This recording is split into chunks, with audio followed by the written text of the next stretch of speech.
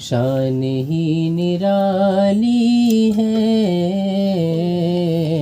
بیٹھ کر چٹائی پر سلطنت سنبھالی ہے۔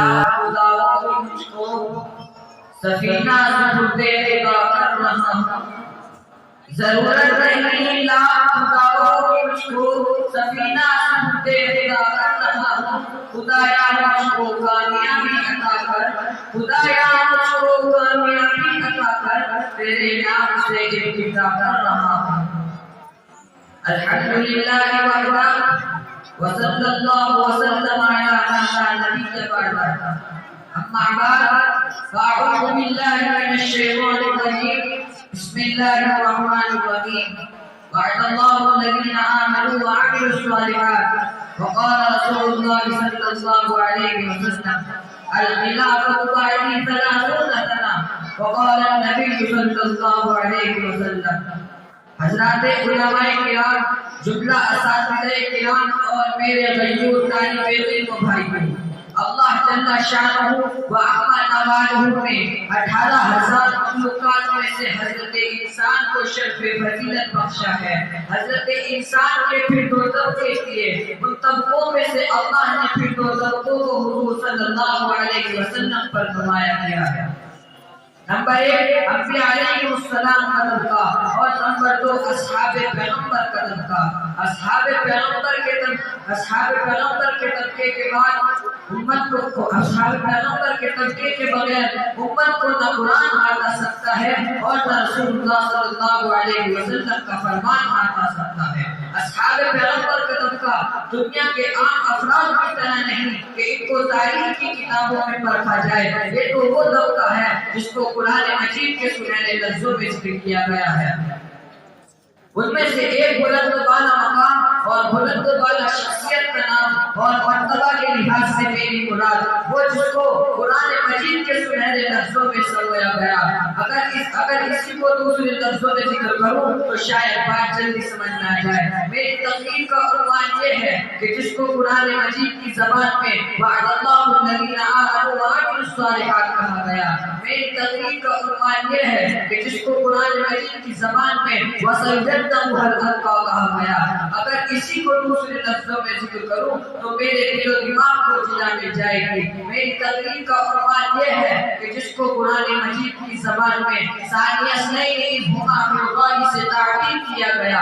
ارباب علم و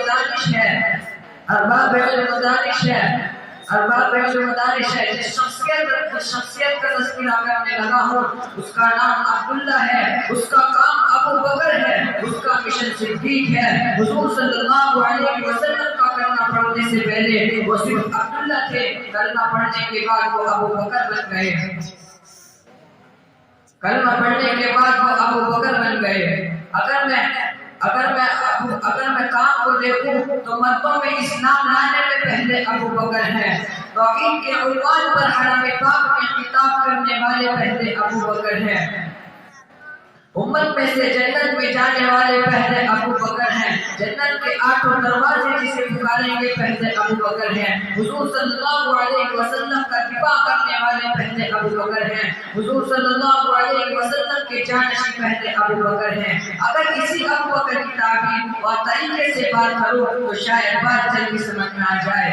حضور صلی اللہ علیہ وسلم ربیع الاول میں پیدا ہوئے، ربیع کے معنی بہار اول کے ہیں۔ حضور صلی اللہ علیہ وسلم پہلی بہار بن کر آئے اور ابو بکر اسی بہار کا پہلا پھول بن کر آئے۔ محترم حضرات، صحابی ہونا بڑی سعادت کی بات ہے، بڑی خوش نصیبی کی بات ہے، لیکن ابو بکر وہ صحابی ہے جس کی صحابیت پر قرآن گواہ ہے۔ ابو بکر وہ صحابی ہے جس کی صحابیت سے قطعی سے ثابت ہوتی ہے۔ أَن يَقُولُوا لِصَاحِبِهِ لَا تَحْزَنْ إِنَّ اللَّهَ مَعَنَا۔ میں قرآن کھولتا ہوں، تفاسیر پڑھتا ہوں، مجھے بھی معانی القرآن حضرت مولانا ادریس کانوری کی تفسیر نظر آتی ہے۔ صاحب سے مراد ابو بکر صدیق رضی اللہ تعالی عنہ ہے۔ مجھے اِذَا لَمْ خِفَا عَنْ خِلَافَةِ الْخُلَفَاء شاہ ولی اللہ رحمۃ اللہ علیہ کی تفسیر نظر آتی ہے۔ شاہ ولی اللہ رحمۃ اللہ علیہ کی تفسیر نظر آتی ہے، صاحب کا مصداق ابو بکر صدیق رضی اللہ تعالی عنہ ہے۔ میں نے کہا کام ہے ابو بکر، مشن ہے صدیق۔ مشن صدیق کس طرح ہے؟ حضور صلی اللہ علیہ وسلم کو پتہ چلتا ہے، حضور صلی اللہ علیہ وسلم کو پتہ چلتا ہے ابو بکر نے اپنے باپ کو تھپڑ مارا ہے۔ میرے باپ نبی پوچھتے ہیں بوڑھے باپ کو تھپڑ کیوں مارا؟ ابو بکر عرض کرتے ہیں یا رسول اللہ اس نے آپ کی گستاخی کی، قربان جاؤ فقط میں تیری محبت پر، لو کانت عندی سیف لضربت عنق، رب کعبہ کی قسم یا رسول اللہ اگر اس وقت میرے پاس تلوار ہوتی تو میں گردن اڑا دیتا۔ واہ ابو بکر تیری محبت پر قربان جاؤ، آؤ صدیق اکبر سے محبت کرنے والوں تمہیں لے چلو قوت خزرہ کی جناب رسول اللہ صلی اللہ علیہ وسلم کے پاس۔ قربان جاؤ ابو بکر تیری وفاداری پر، تیری جانثاری پر۔ اٹھائیے ترمذی، ابن ماجہ، مصنف ابن ابی شیبہ، مسند احمد میں روایت موجود ہے۔ حضرت حذیفہ فرماتے ہیں ہم حضور صلی اللہ علیہ وسلم کی خدمت میں موجود تھے، میرے پاک نبی فرماتے ہیں انی لا ادری ما بقائی فیکم، مجھے معلوم نہیں میں تمہارے درمیان کتنے عرصے رہوں، فاقتدوا بالذین من بعدی، تو میرے جانے کے بعد جن لوگوں کی پیروی کرنا، یاد رکھنا۔ فاشار الی ابی بکر و عمر، اشارہ کر دیا ابو بکر اور عمر کی طرف۔ سامعین محترم، ابو بکر کی فضیلت پر قرآن بھی گواہ ہے، وعد اللہ الذین آمنوا منکم وعملوا الصالحات۔ اٹھائے توفہ علامہ عبد الشکور لکھنوی کی کتاب، فرماتے ہیں اللہ نے 4 چیزیں بیان کی۔ نمبر 1 وعدہ کس سے ہے، نمبر 2 وعدہ کس چیز کا ہے، نمبر 3 وعدہ کس زمانے میں پورا ہوا، نمبر 4 وعدہ پورا ہونے کی کیا صورت ہے۔